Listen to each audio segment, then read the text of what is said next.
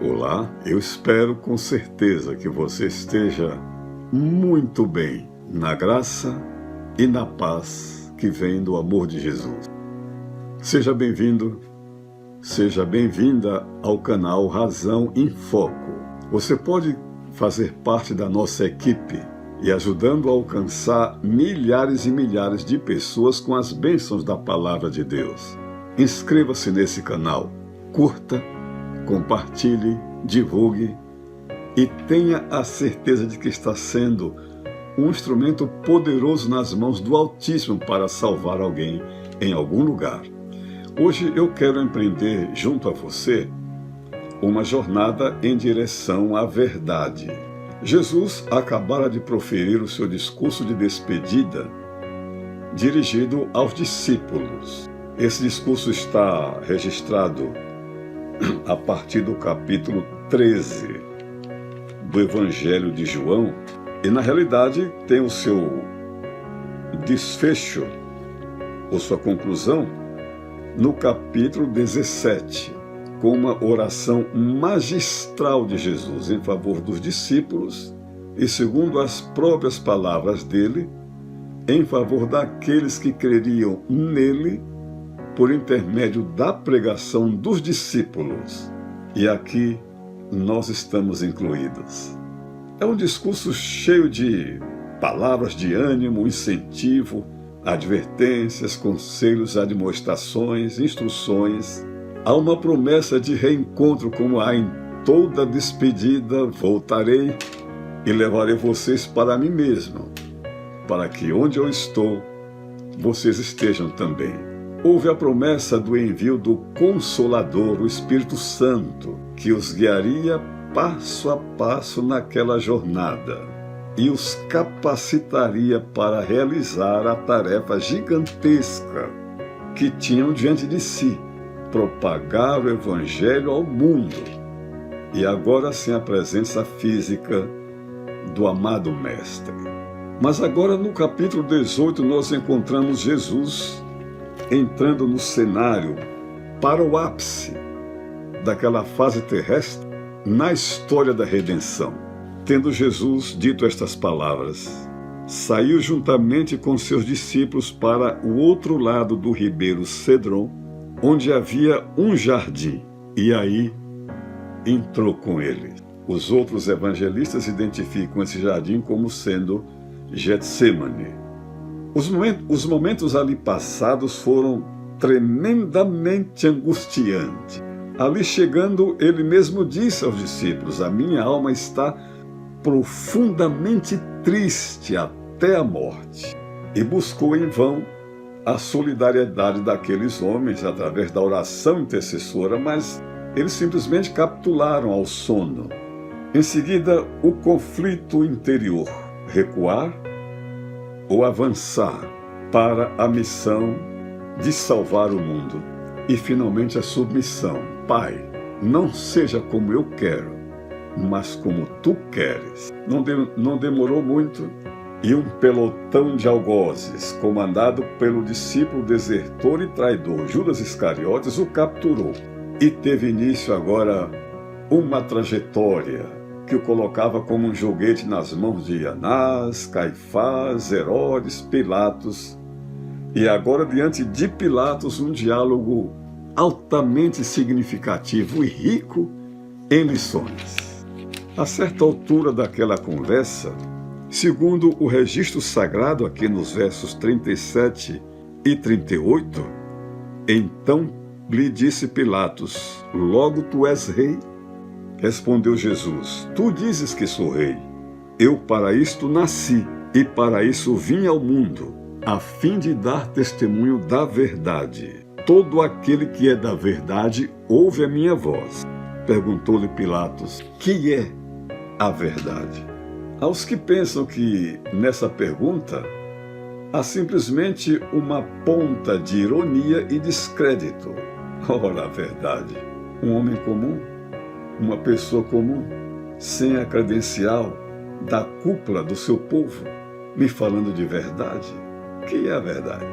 Para outros, é uma expressão da desilusão política de Pilatos. Ele era governador romano para os judeus. Era político, portanto, vivia num ambiente político, e você há de convir que esse não é o ambiente onde a verdade flui cristalina todas as vezes e sempre. Já era assim naquele tempo.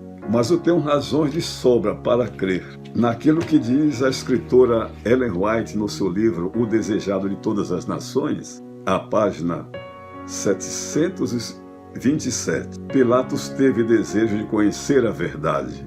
Seu espírito estava confundido.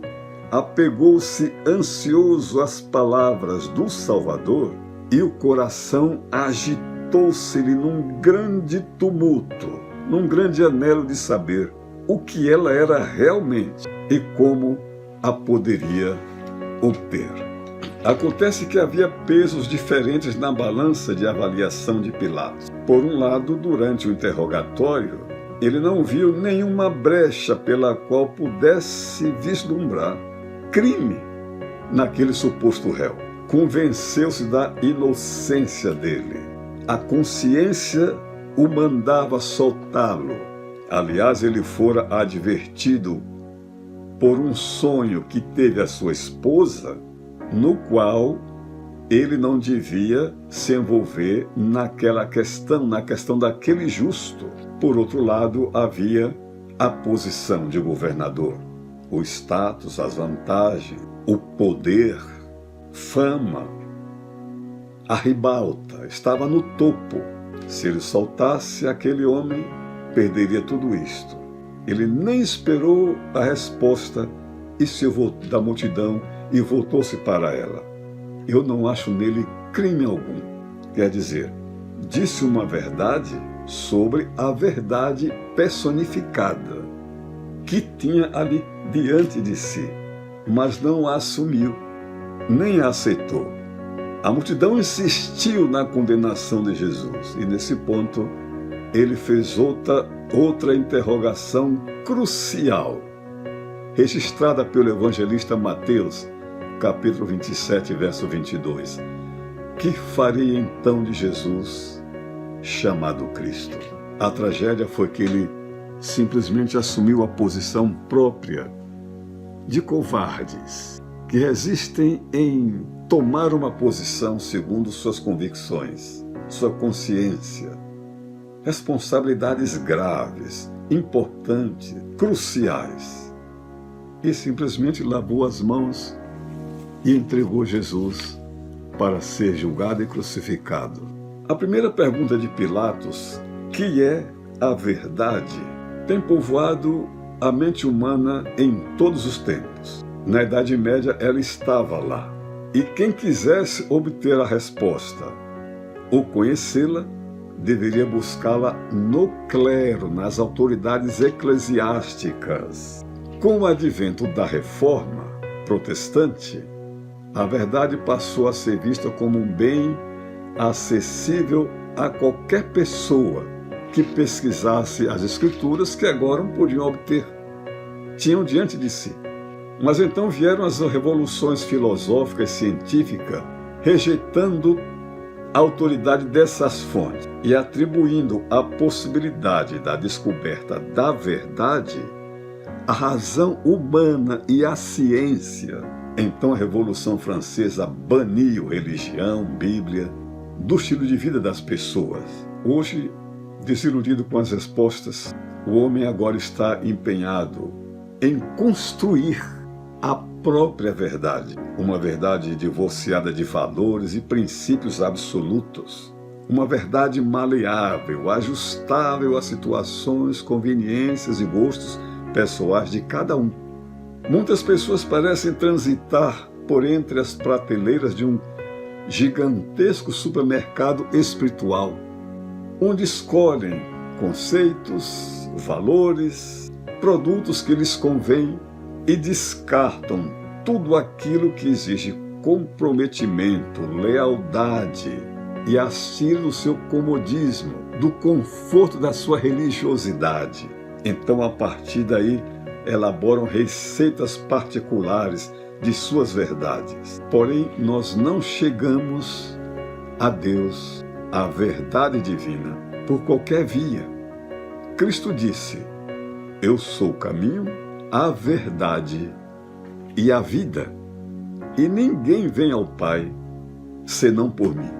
De modo que nós não somos salvos, então, por uma receita na qual vários ingredientes são misturados e resultam numa verdade pessoal, relativa, progressista, pluralista, ao sabor da cultura pós-moderna, liberalista, hiperliberalista.